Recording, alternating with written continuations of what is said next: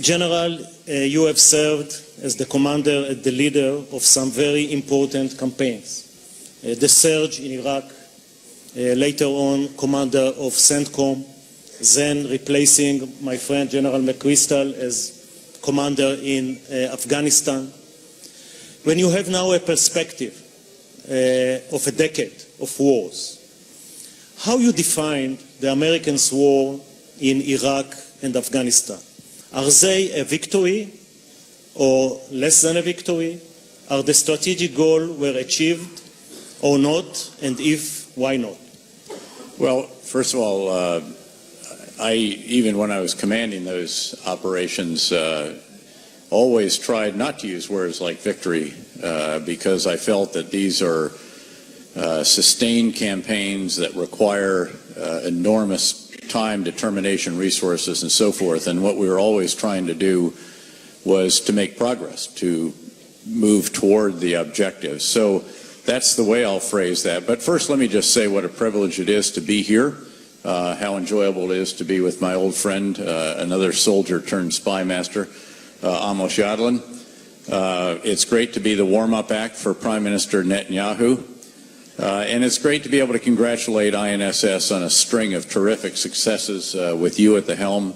This is your 7th year, I think, of this conference, and I think it has really emerged as the conference on security issues in Israel, and I congratulate you on that. I'm an avid reader of the strategic review, of insights, and so forth. Amos will affirm that he often gets an email 10 minutes after they launch the latest insight with some feedback, which I know he's been kind to share with people here.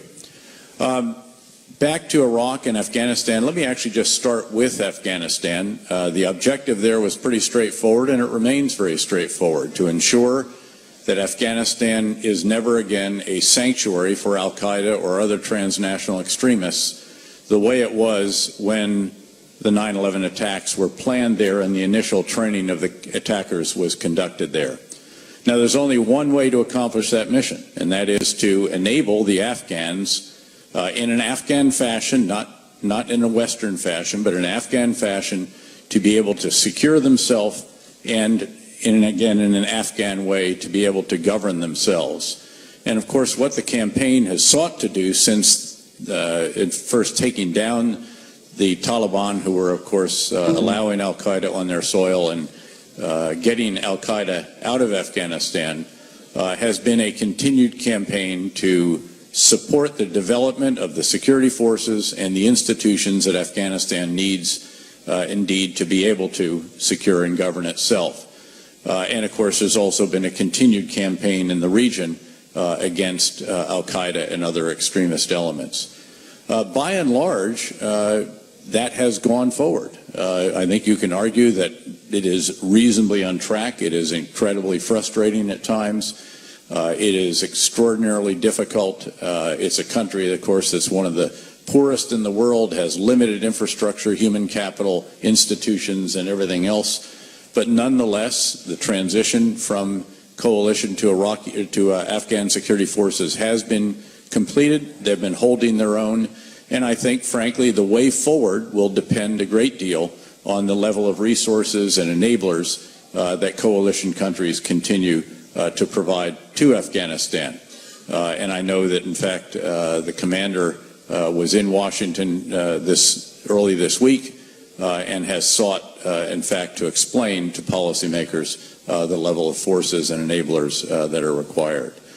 With respect to Iraq, I think that we left Iraq actually in quite a good place. The situation, needless to say, was very desperate. In late 2006, when the decision was made to conduct a surge in Iraq, that surge was conducted 2007 and into 2008. It was a great privilege to command it.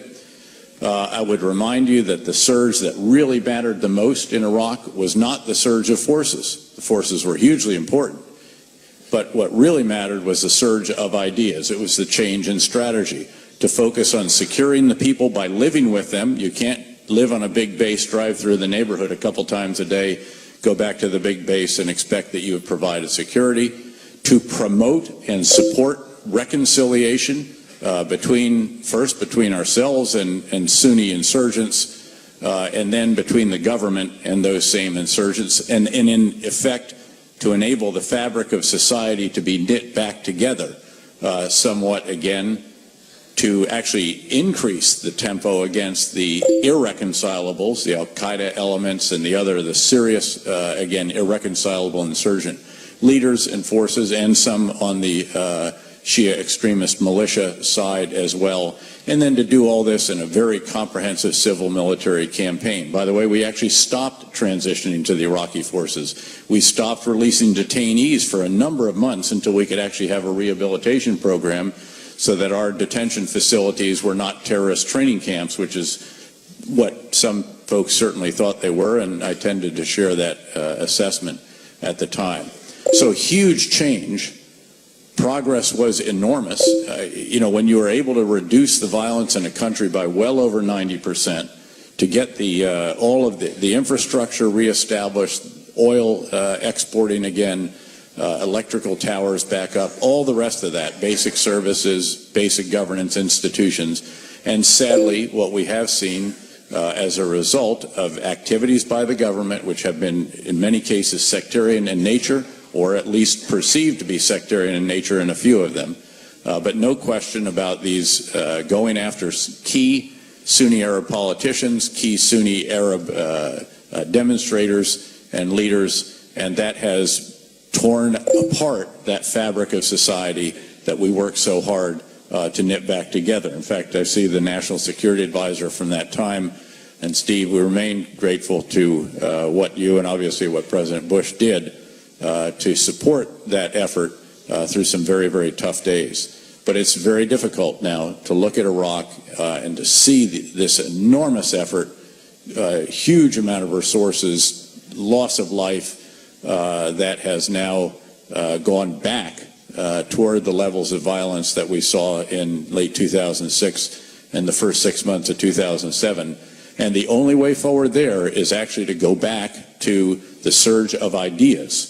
The strategy, which again, a key component of, was that bringing back together the elements of society, reknitting the fabric of society so that Sunni and Shia both feel as if they have not only a place at the table, but a stake in the success of the new Iraq rather than a stake in its failure.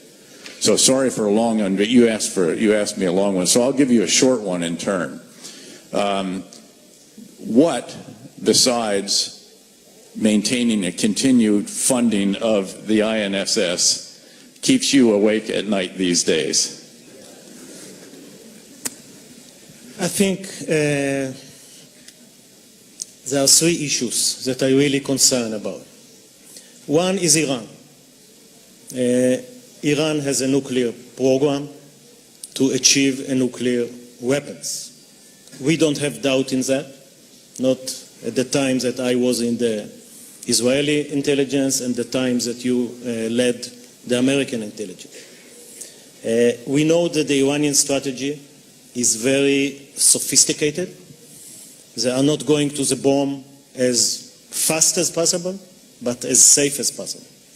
And the Iranians are now got in Geneva the approval to keep their program very, very close to the bomb.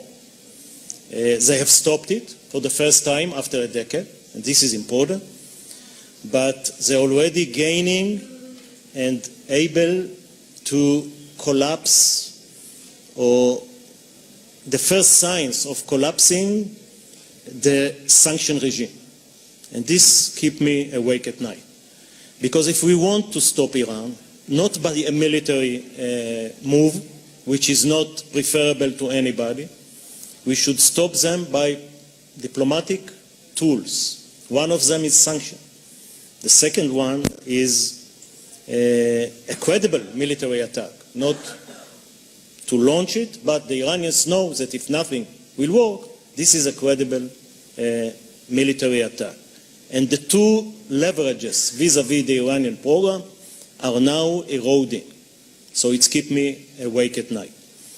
Second is the Israeli-Palestinian peace process. Because I'm not you missed the defense minister in the morning, you haven't missed the economy minister, and both of them don't trust the Palestinians. And they think that the peace process is going nowhere. I am not thinking that we are doing any favor for the Palestinians. We need to keep Israel Jewish, democratic, secure, and just. And this should be done for Israel, not for the Palestinians. So it's kept me awake at night that I see the process going nowhere. And I'm not blaming my government. I'm not blaming my government. I think the Palestinians contribute a lot to that. I agree with those who have this assessment. However, I don't like the status quo. I don't belong to those who think that we are doomed if we stay in the status quo. We have to make sure that we are moving to a political settlement that is better than the status quo. And that's where we have to go. Last but not least, I am not awake at night because the alliance between Israel and the United States is not as strong as it used to be. And alliances are based on sharing the same values, the same interests, and trust between leaders and head of the main defense systems. I see some divergence, and I think we have to bring it back together.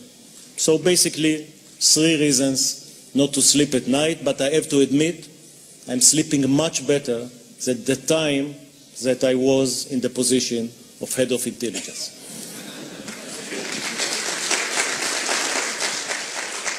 Well, I'll have a follow-up on that in a moment, but you go ahead. Your turn. No, you can do a follow-up. Okay, so let me ask you this question. What happened to the United States in the Middle East? It seems like all your allies are very upset with you. We start with Egypt. You heard the Saudis a month ago, really upset, so they gave up their seat in the Security Council. Israel, I spoke about it. The Iraqis don't want to see you. What is happening to the United States? Are you really moving away, pivoting to Asia?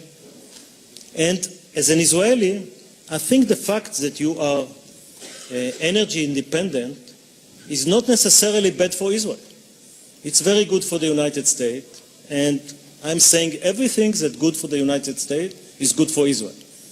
And the fact that the Arabs will not have the power of energy here on your neck is not necessarily bad for Israel. But what is happening to you? Well, actually, that's one factor. When I was still in uniform, when I was the director, actually, I just did a swing in some of my new capacities through the region. There was always this question that was asked, when you become energy independent or perhaps even energy self-sufficient as a continent of North America, will you still pay attention to us? And we always sought to reassure them, but I'm not sure that it was always completely convincing. Beyond that, I think there was always a threshold of complaining about the United States. It's somewhat paradoxical, but you can go to a conference, and I did very recently, where the United States is blamed for every problem in the region, but then inexplicably it's also explained as the only solution to every problem in the region. And then there's always a certain number of countries that would like to fight in every problem to the last American. And so, again, the idea that the U.S. should always be the solution to everything. You see, I think, understandably, a greater wariness of use of military force, and I say understandable, when a country has gone through what our country has gone through, and frankly what the coalition of countries has gone through. You know, I was privileged to command the largest in number of countries coalition in history in Afghanistan. I think it was 50 at the high water mark. All of these countries have sacrificed enormously. These have been decade-long endeavors, very costly, $1 trillion or more for Iraq, over 5,000 lives and so forth. And I think any time a country goes through an experience like that, there is a greater wariness. This was explained as the Vietnam syndrome decades ago. I did my dissertation, in fact, on the effect of Vietnam on military thinking about the use of force. And in a word, it made everybody much more cautious. I think that is understandable, but I think it should not be misunderstood. And that is my concern, actually. In fact, I go on to another stop out here tomorrow. And by meaning not misunderstood, I think no one should question the resolve of the United States to use whatever force is necessary to protect its vital national interests. And I think those vital national interests out here are quite clear. They have been articulated. Now, the complication of the Syria issue and the red line and then the Russian agreement, brokered agreement, all of that, I think, caused a degree of confusion, degrees of concern. I think the President of the United States has tried very hard to distinguish between that particular situation and what he has clearly identified as a case in which he would use force if Iran were to pursue, to truly head on that path to a nuclear weapon. And by that I mean not only the development of the components of it, but the explicit decision and the sprint or whatever else with incontrovertible evidence. Assuming your successor, Brennan, is coming to the Oval Office with the proof that the Iranians are enriching to a military grade or they are already incorporating it into a weapon, what are your assessment? Can the President of the United States order a strike or absolutely. You know, yeah. the three... Take yes for an answer. Okay. Absolutely. Again, this is not, that has not been an off-the-cuff comment during a press conference or something like that. He has articulated his position, the U.S. government's position, on the Iranian nuclear program very, very clearly in multiple fora. Again, this is not something that was, again, just tossed out there once or twice, and it has been re-articulated. He sought to very clearly express this in the speech last fall at the UN General Assembly to make sure there was no confusion about the reaction with the Syria issue and the use of chemical weapons versus incontrovertible evidence that Iran is pursuing a nuclear weapon. My turn. So you said you're actually sleeping better at night, though, since you no longer have this rock in your rucksack as being the military intel chief. What else helps you sleep better at night? What developments actually are a bit soothing to you? By the way, I'm mixing the questions up on him here just to see if he's flexible and on his toes. That's why he's shuffling around, because he's getting to his answers. Yeah, I just want to say one word about you saying that Americans don't want to fight in the Middle East. Oh, I didn't say we don't want to fight in the Middle East. You say that people in the Middle East... misunderstanding that takes place. People in the Middle East want Americans to fight for them. There is one country that don't want America to fight for it, and this is Israel. We never ask any other country to fight for us, and we always defended our own land. And we have always respected that greatly, as you know, and been the greatest of partners, I think. So what and that goes into the intel circles as well, as you very well know. So what development giving me a better sleep at night? Besides Ambien, toss out Ambien. First of all, the fact that the two peace treaties that we do have with Egypt and Jordan, in spite of all the upheavals in the Arab world, are stable. I am even more, it should be appreciated more if we remember who was the president of Egypt. It was a Muslim Brotherhood president, and even he haven't cancelled the peace accord, and every future leader of Egypt is now can say to anybody who asks to abolish or to withdraw from the peace that even Morsi haven't done it. So this is a very important development. Second, I think that the Israeli deterrence is stronger than ever. Stronger than ever, not only vis-à-vis states, but also, again, non-state, which professors for political science will say you cannot deter terror organizations. But Israel was so efficient vis-à-vis Hezbollah and vis-à-vis Hamas, and the fact that the two terror organizations are semi-state, Hezbollah is the strongest power in Lebanon, Hamas is ruling Gaza, and so deterrence is working very well. Unfortunately, deterrence can be measured only to the history, to the past, when you look backward. And we have still to be aware that one day deterrence can no more, or somebody will make a mistake. I'm very pleased with the change in Egypt. I think the fact that the Muslim Brotherhood is not there anymore, and I don't call it a coup. I didn't have that in my question as a coup either. I lined that out and I put, let me see what I said it was, an army-led movement. I think it's a popular coup. I will say popular coup, because 20 million people, which is 7 million more than voted for Morsi, went out to the street. And the military assists them. So it's a civil-military change of regime.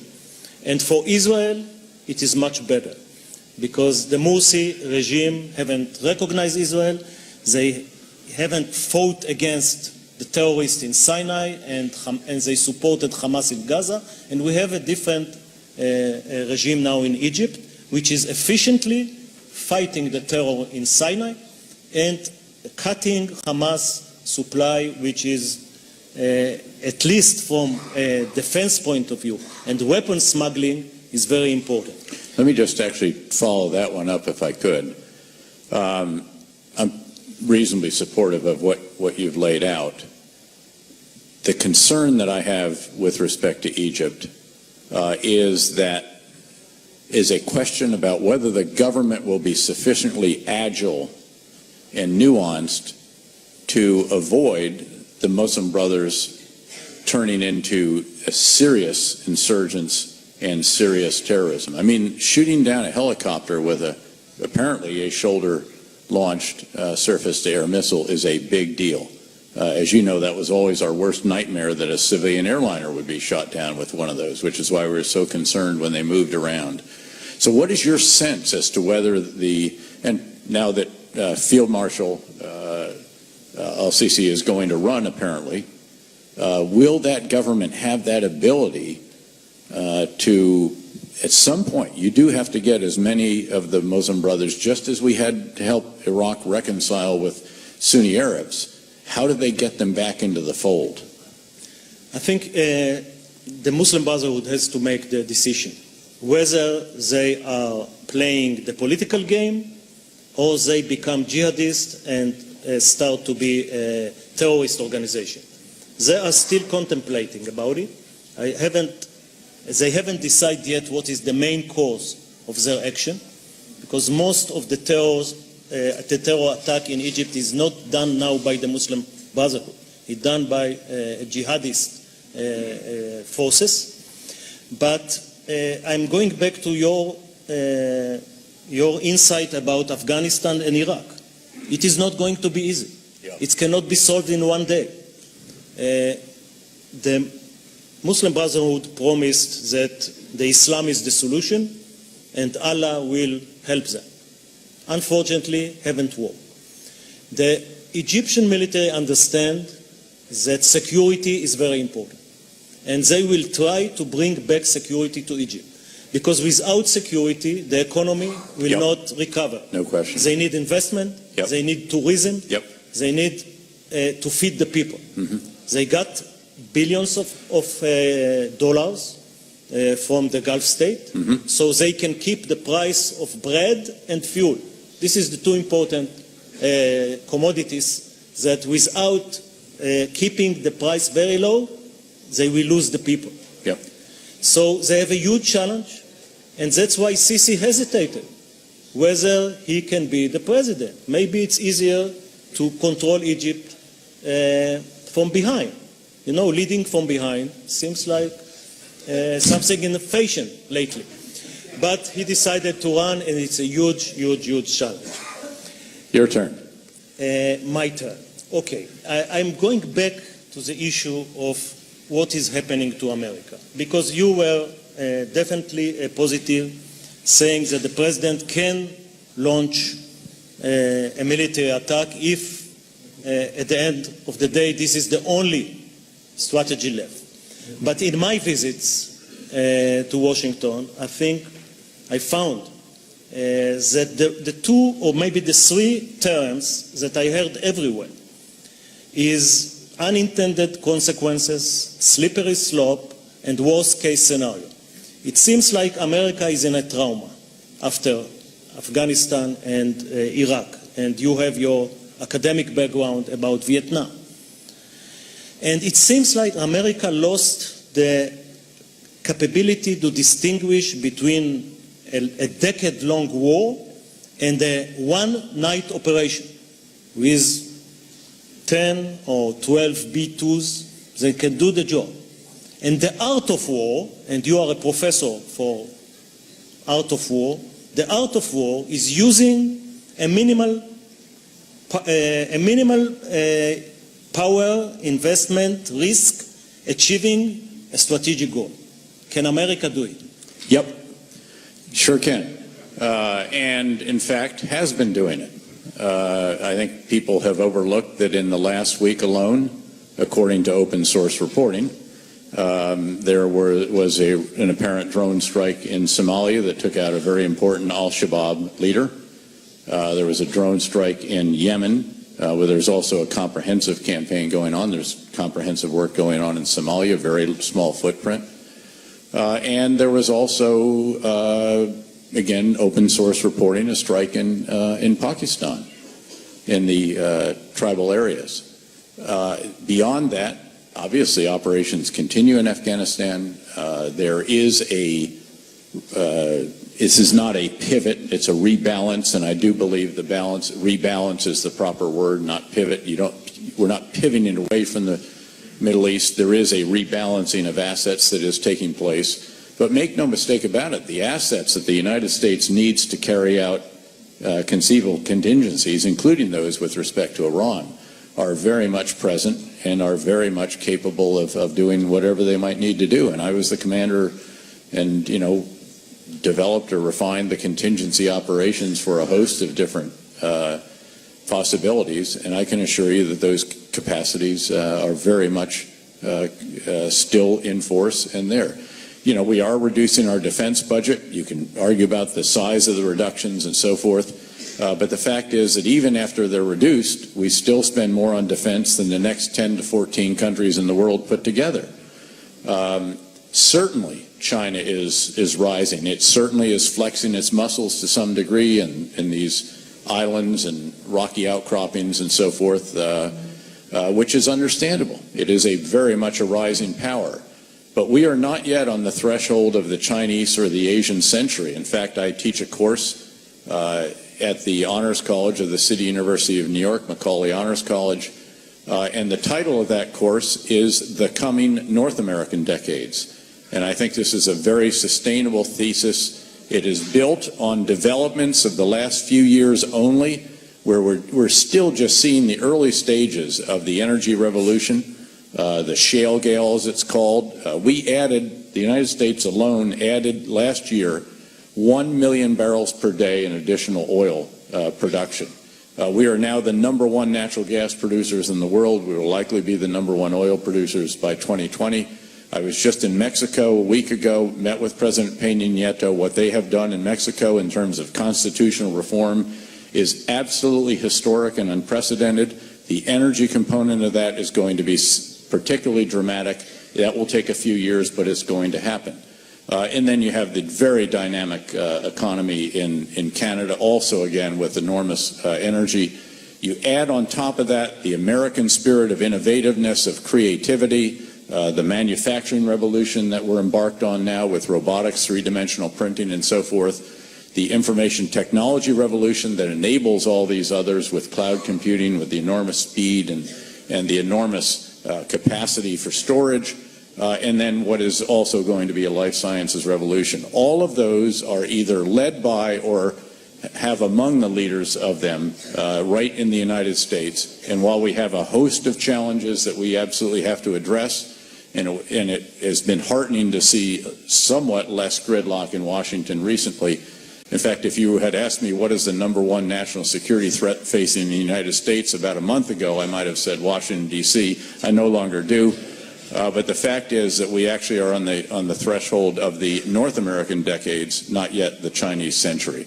We are embarked on a bit more of nation building at home, to be sure, to use the term I think Richard Haas or some others have thrown out. I think there's wisdom in that, but people should not mistake the ability nor the will of the United States in the case of vital national interests. Since we ran out of time, your last question to me, and I will... My last question to you is, should Israel have a plan B? And you know what I mean, on the entire Palestinian issue. Yes. I was going to ask you what are the prospects for success in this effort that Senator Kerry or Secretary Kerry and his Israeli and Palestinian colleagues have put so much effort into, but frankly, my sense is that you don't see the prospects of that. That may be a misreading. No. And if you talk about that, and then if not, then should Israel have a unilateral plan B that can reduce the chances of the kind of isolation that the previous speaker spoke of? You know, when the process has started, I say, like everything in the IDF, you have to put it into 3 chapters, 3 parts. The first 3 months, it will be only the Israeli and the Palestinian speaking. The chances of reaching an agreement is what's the chances that you win the lottery if you haven't buy a ticket, which is 0.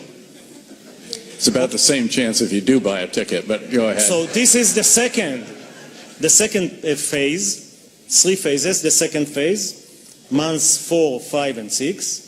Ambassador Indik is in the room, trying to mediate, doing a wonderful job. It's like if you buy a ticket.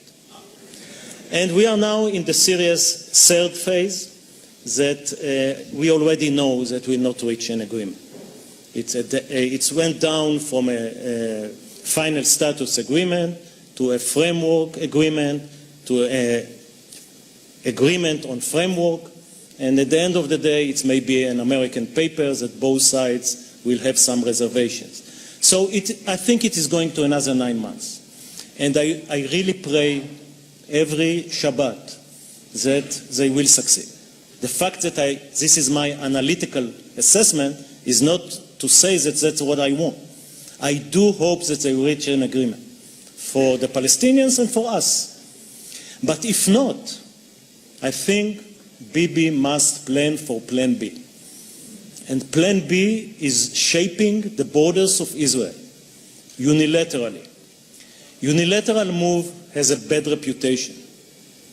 But in every audience that I speak, I ask the audience, is anybody want to go back to Gaza? You see any hand at the air? No. So strategically, it's the right move. Shaping the borders of Israel by ourselves. But not unilaterally by ourselves, with our allies. So they have to be convinced that we were sincere in the negotiation, that we offer the Palestinians a decent and just proposition, and they have rejected it. And then move to a better situation. Okay, we will speak about it tomorrow. Unfortunately, you go to UAE, but I think time will come and this plan will be the main plan. I want to finish this session with one man that I think keep you awake at night. And this is Edward Snowden. Yeah. What he have done to the American national security? Colossal damage. The most damage of any spy, whatever, turncoat, what have you. He has revealed enormous quantities of the term sources and methods, and he has revealed enormous quantities of methods.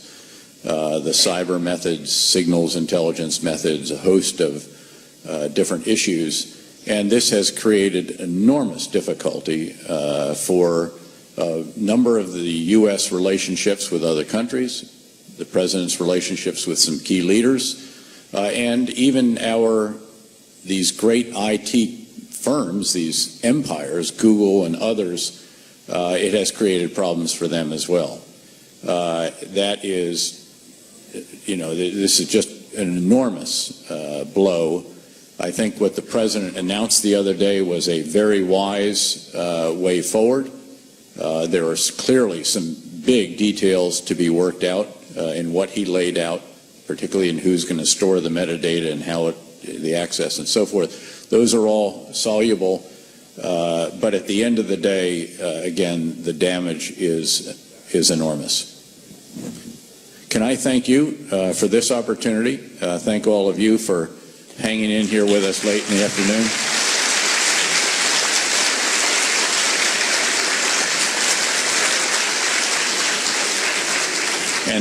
And thank Amos for his leadership of this great institute. Thank you all very much.